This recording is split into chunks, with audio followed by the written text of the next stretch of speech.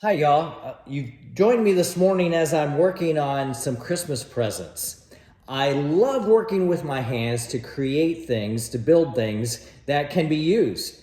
And I wonder if it's because I'm always working with people and sometimes you don't always see what you're putting together or see the results. And when you're working with a project like a glass pane or a house or furniture, when you build it, you can see it and use it when it's done.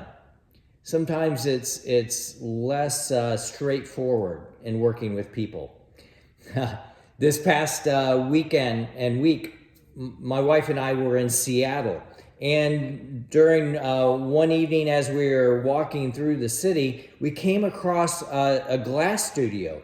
And I've always been interested in glass blowing. And this had a glass blowing studio. So I went in and watched.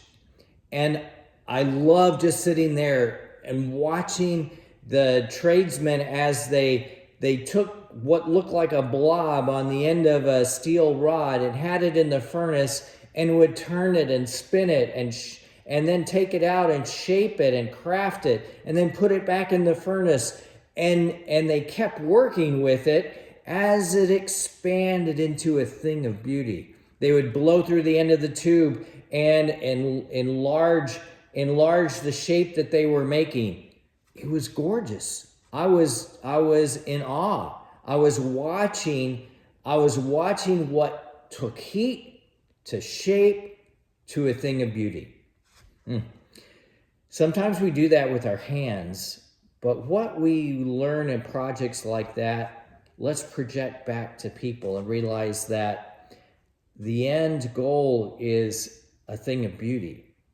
And sometimes it takes a little heat. Sometimes it takes extra work. Sometimes it takes reworking. But you need to have a plan and you need to have a vision in mind of what the creation will be, of what the potential is for each person. And maybe in your case, for each organization that you're a part of or serve with, or each community. And in the next episode, I'm going to talk about community as a piece of stained glass. But as maybe you're making a Christmas present this year, as you're putting those pieces together, think back of how these same principles touch and affect your community that you're working with. Have a great Christmas.